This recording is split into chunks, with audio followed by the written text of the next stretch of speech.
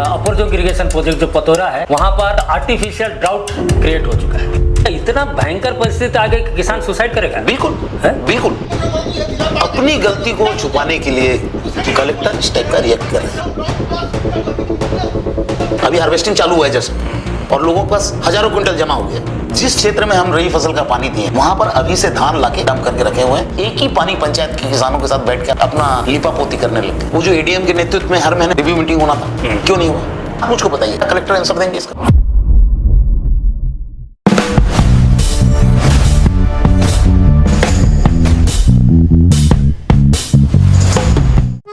इस एपिसोड के प्रायोजक हैं के BRICS and pavers, Shankar Mandir, Parakharia road. अधिक जानकारी के लिए संपर्क करें।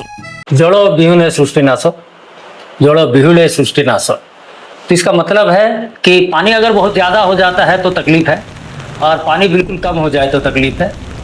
और ये बात जब हम करते हैं, ये वो आसमान से गिरा हुआ बारिश की बात करते हैं, तो जिसके फलस्वरूप या तो बहुत बाढ़ आएगी या तो फिर अकाल छा जाएगा, जिससे कि लोग का जो फसल नष्ट हो जाता है। लेकिन एक नायाब परिस्थिति नुआपड़ा जिले में सृष्टि हुआ है। आप में से बहुत लोगों ने सुना भी होगा, देखा होगा कि अपर जोंक इरिगेशन प्रोजेक्ट जो पतोरा है वहाँ पर कृत्रिम मरुड़ी मतलब आर्टिफिशियल ड्राउट क्रिएट हो चुका है। ये आर्टिफिशियल ड्राउट क्या होता है, इस संबंध में हमारे साथ चर्चा में आज नेक्स्ट टॉक में हमारे साथ मौजूद हैं राजेश निगम जी। और राजेश निगम जी जो है, आपको पता होना चाहिए कि वो आपका जो पानी पंचायत एपेक्स बॉडी है पतोरा अपर जोंक इरिगेशन प्रोजेक्ट का, वो 3 बार लगातार चेयरमैन रह चुके हैं और करीब 20 साल से किसानों के हित में काम कर रहे हैं। वो खुद एक किसान है। तो हम उनसे बात करते हैं नेक्स्ट टॉक में। स्वागत है आपका। राजेश भाई, ये जो पतोरा में जो चल रहा है, ये क्या मैटर क्या है? किसी को समझ में नहीं आ रहा, आखिर क्या माजरा क्या है? ये जो आर्टिफिशियल ड्राउट हम लोग जो बोल रहे हैं, कृत्रिम मरुड़ी, एक्चुअल में ये जिला प्रशासन की अवहेला के कारण ही आज ये परिस्थितियां बनी हैं। और इसमें पूरी जवाबदारी जिला प्रशासन की ही बनती है। नहीं, क्या मैटर क्या है?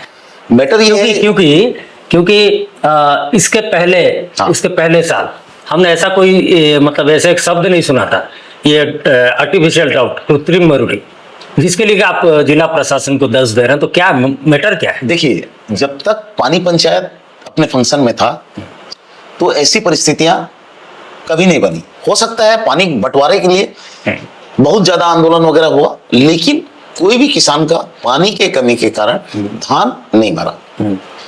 आज क्योंकि पानी पंचायत डिसॉल्व है और डिस्ट्रिक्ट लेवल एडवाइजरी कमेटी के चेयरमैन कलेक्टर हैं, कलेक्टर के नेतृत्व में सद्भावना गृह में एक डिस्ट्रिक्ट लेवल एडवाइजरी कमेटी की मीटिंग हुई थी। कब? ये रबी से पहले होती है। अच्छा। वो नवंबर लास्ट वीक में नवंबर में ही हुई थी। तो वहां पर इरिगेशन ने बताया कि हमारे पास 2800 कुछ हेक्टोमीटर पानी है। तो हम लोग का जो एक्सपीरियंस है, एवापोरेशन लॉस, ट्रांसपोर्टिंग लॉस, इसके बाद लगभग जो एक्सपीरियंस है उसमें 2800 हेक्टेयर के आसपास फसल होना चाहिए।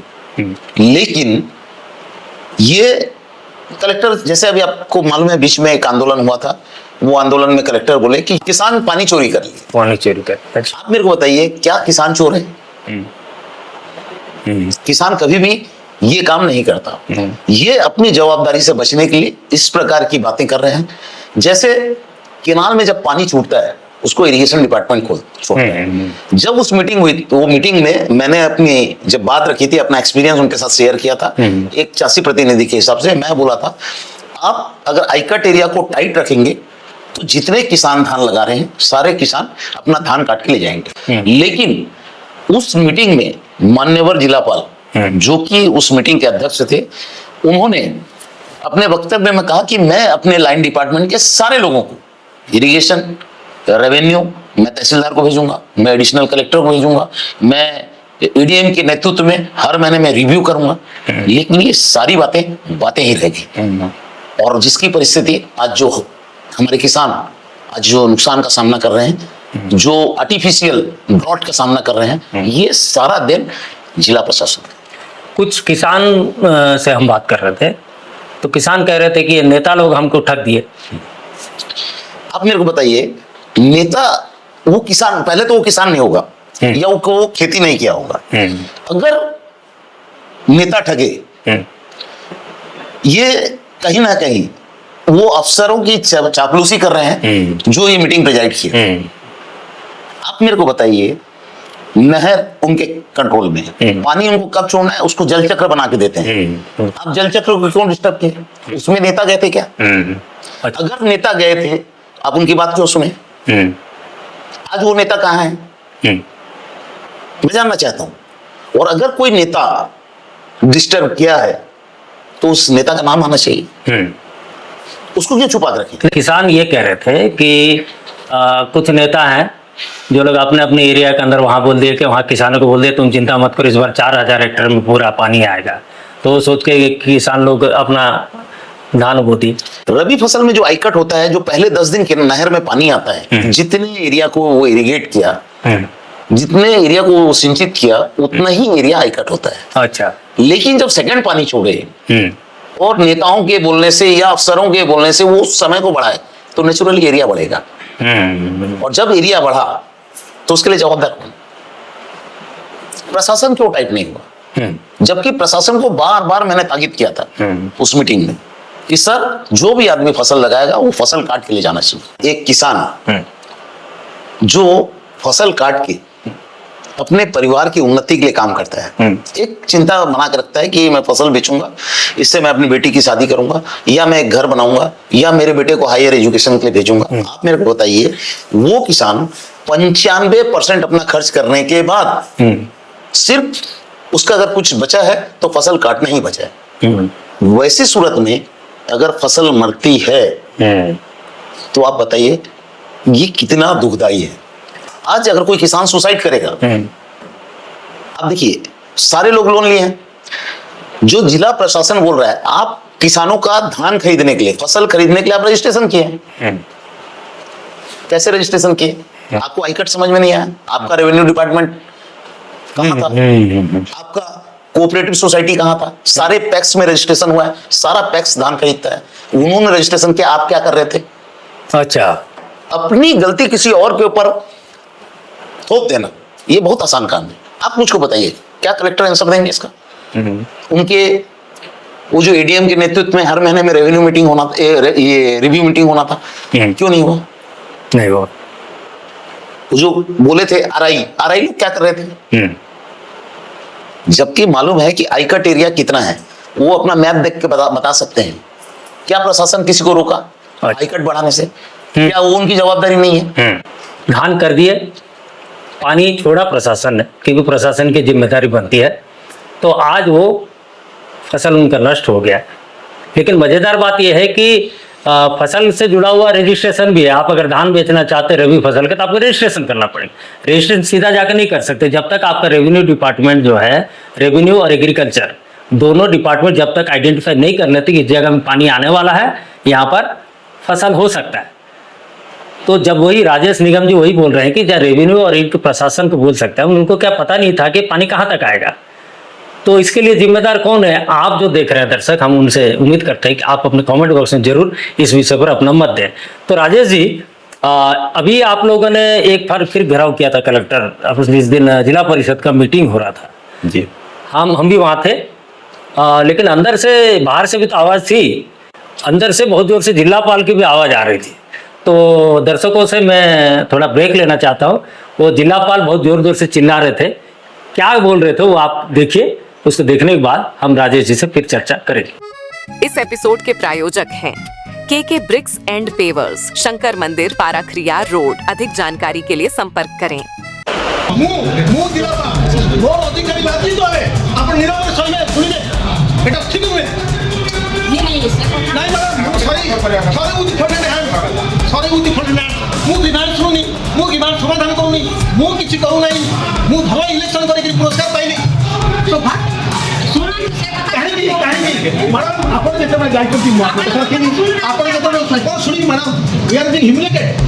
हाँ, तो राजेश जी, ये जो माजरा आपने देखा कि जिला परिषद की प्रेसिडेंट खड़ी हुई है और कलेक्टर बिल्कुल हाथ, जैसे कि असेंबली में हाथ पटक पटक के जो अपोजिशन लीडर बोलते इतना जोर से चिल्ला रहे थे, जिलापाल का इस तरह का रवैया वो असल में आपके नजर से क्या अपना बताना चाह रहे थे वो? मैं इसकी निंदा करता हूँ। जिलापाल का रवैया ऐसा नहीं होना चाहिए।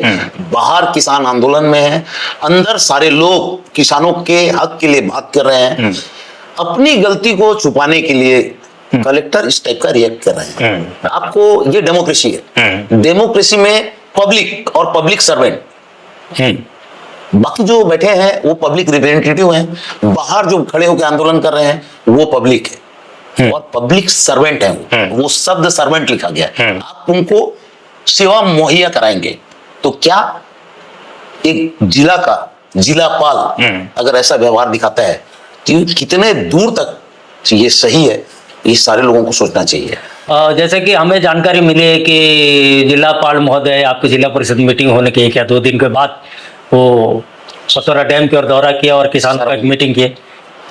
देखिए आपको वहां जहां वहां समझा रहे थे कि प्रशासन उनके साथ, जिलापाल अपनी गलती छुपाने के लिए वो बहुत स्तर में बहुत अच्छा इलेक्शन कराया, अवार्ड मिला, पॉलिथीन फ्री अवार्ड मिला। उनको हर चीज में अवार्ड चाहिए, काम हो या ना हो।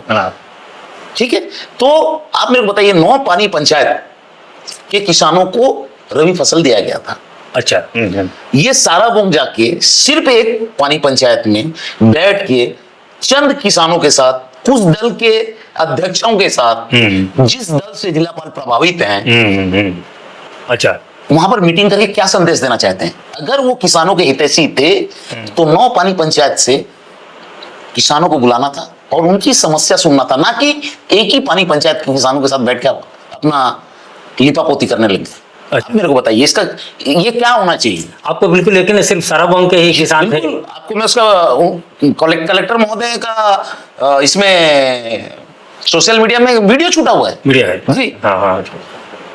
उसके बाद वापस आ गए कलेक्टर, और वहां से कलेक्टर वापस आ गए। क्यों? मेरा प्रश्न है क्यों? नहीं, आप बताइए क्यों?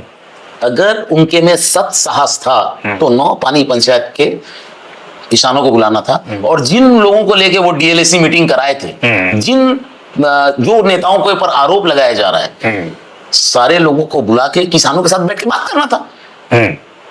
समस्या से छुपने से समाधान नहीं है, समस्या को फेस करना पड़ेगा। तो राजेश भाई, अब समस्या तो चारों ओर है जी। जिलापाल का तो बातें, जिला प्रशासन जिम्मेदार है नहीं है, कि किसान जिम्मेदार है कि नेता जिम्मेदार है। अब तो हालत तो बहुत गंभीर हो गई है, जैसे कि हमने भी इसको देखा है। और अब क्या कर सकते हैं? देखिए, सरकार को कुछ सजेशन देना चाहते हैं आप? बिल्कुल। क्या? मैं किसी भी दल का होने से पहले मैं एक पहला किसान हूं, मैं यहाँ का नागरिक हूं। मेरी जवाबदारी बनती है कि अगर किसानों के हित में या साधारण आम जनता के हित में मैं कुछ अच्छा कर पाऊं, वो मेरा सौभाग्य होगा। आज जिला प्रशासन से मेरा निवेदन है, मेरी डिमांड है, समझ जाइए, कि जो किसान इससे नुकसान जिनको हुआ है उनका बिजली बिल माफ होना चाहिए, उनका जलकर माफ होना चाहिए, है ना, उनका जो लोन है एग्रीकल्चर लोन, कहाँ से लिए? एग्रीकल्चर टैक्स से लिए हैं, अच्छा, कोई नेशनलाइज बैंक से लिए हैं, वो माफ होना चाहिए। और आने वाला खरीफ, आज वो किसान टूट गया है, आने वाला जो खरीफ आने वाला है उसके लिए बीज की व्यवस्था, वो कैसे खेती कर पाएगा, पैसे की व्यवस्था, ये सारी व्यवस्था प्रॉपरली अगर सरकार सुनती है तो ही उन्नति है। नहीं तो आप देखिएगा कि इस एरिया में कैसे सुसाइड होगा। आज इस फसल को काट के क्या इतना भयंकर परिस्थिति आ गई कि किसान सुसाइड करेगा? बिल्कुल बिल्कुल।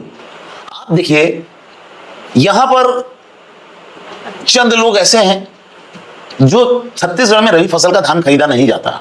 कुछ लोग उस फायदे को उठाने के लिए जिस क्षेत्र में हम रबी फसल का पानी दिए वहां पर अभी से धान लाके डंप करके रखे हुए हैं। क्यों किसानों को नहीं मिले। आप मेरे को बताइए, एक दूसरे प्रदेश से दूसरे प्रदेश में, उड़ीसा में अगर धान ट्रांसफर होके आ रहा है, ये जवाबदारी किसकी? ये बॉर्डर किसका है? अच्छा, दर्शक को थोड़ा स्पष्ट कर दो। राजेश निगम जी का कहना है कि नुकसान तो हो गया, रजिस्ट्रेशन उन्होंने कर लिया कि धान बेचना है, तब उनके पास सिर्फ बच गया क्या है? कार्ड। खेत में धान नहीं है। तो कुछ जो मुनाफाखोर जो व्यवसायी हैं वो छत्तीसगढ़ से धान लाकर शायद इस मंडी में उसको वो करेंगे, कुछ करेंगे। एक्चुअल में मैं ये बोलना चाहता हूँ, आप प्रॉपर वेरीफाई करें। जो कलेक्टर बोल रहे हैं हम 2000 हेक्टेयर को पानी देने के लिए बोले थे, इनफैक्ट अगर आप वहां पर प्रॉपर इंक्वायरी करेंगे, लगभग 2800 हेक्टेयर में फसल आज भी जिंदा है। अच्छा जी। और वहां पर जो फसल का नुकसान हुआ है 1000 से 1200 हेक्टेयर के बीच में फसल का नुकसान हुआ है। अच्छा, तो अगर जिला प्रशासन जिन लोगों का नुकसान हुआ है प्रॉपर इंक्वायरी करे, प्रॉपर ये जो कुछ लोगों ने धान गच्छित करके रखा है वहां रेड करे। धान तो अभी हार्वेस्ट नहीं हुआ है, धान आया कहां से? अभी हार्वेस्टिंग चालू हुआ है जस्ट, और लोगों के पास हजारों क्विंटल जमा हो गया है। जैसा आप बोलते हैं आतंकवादी आ गए, अरे भैया बॉर्डर तो आपके कंट्रोल में, आतंकवादी कैसे आ गए? वैसे ही धान कैसे आ गया? ठीक ठीक। ये किसकी जवाबदारी है? पिछले बार हमने खरीफ में भी जो हमने देखा, राजेश भाई एक पत्रकार के नाते हम बता रहे हैं, हमने बहुत बार प्रशासन को सूचना दिया, मतलब जिलापाल को तो नहीं दिया जो कि आपके मंडी के हैं या फिर सिविल सप्लाई वालों को हमने बताया भी ये जगह से ट्रक आ रहा है, इनको पकड़िए, किसी ने नहीं पढ़ा। तो इसका मतलब क्या है कि ये सब मिली भगत है क्या? बिल्कुल, ये कहावत है, आप जानते होंगे, सैया भय कोतवाल अब डर काहे का। अच्छा। तो जब प्रशासन और व्यापारी मिल के काम करेंगे और आधा आधा, जो उड़िया में एक शब्द है बहुत अच्छा, मधु चंद्रिका। अच्छा अच्छा, मधु चंद्रिका तो पुराना है बहुत बहुत। तो ये सब उसी के चट्टे बट्टे हैं। खाली आरोप लगा लेने से किसान चोर है, नेताओं का प्रेशर, बताए ना कौन नेता का प्रेशर था? अब बहुत गुस्से में है कलेक्टर को। बिल्कुल, क्योंकि मैं किसान हूं और किसान के हित के साथ खिलवाड़ हुआ है, तो कहीं ना कहीं मैं अंतर्मन से उनका विरोध करता हूं। जिनका फसल बचा है उनको पूरा धान बेचने का परमिशन मिलना चाहिए, और जिनकी फसल मरी है उनको पूरा मुआवजा मिलना चाहिए। तो हमारा आकलन कहता है 50 करोड़ करीब नुकसान हुआ है, 50 से ज्यादा भी हो सकता है, से ज्यादा हो सकता है। तो ये थे हमारे साथ राजेश निगम। लेट्स टॉक में आपने जो सुना, राजेश निगम जी ने जो भी कहा, आप अगर ध्यान से सुने हो या तो फिर से आप रिपीट उसको सुनिए, और आपका ये जो कंडीशन इतना खतरनाक हो गया है, खासकर अपर जो इरिगेशन प्रोजेक्ट के पानी को लेकर किसान जो परेशान हो रहे हैं, तो उसमें आपका क्या सजेशन है? आप राज्य सरकार को या जिला प्रशासन को क्या सजेशन देना चाहते हैं, मशवरा देना चाहते हैं? तो इंतजार कीजिए अगले एक एपिसोड का, फिर और एक दमदार नेता के साथ, एक अफसर के साथ हम फिर से मुलाकात करेंगे, आपसे रूबरू होंगे लेट्स टॉक में। बहुत बहुत धन्यवाद। धन्यवाद।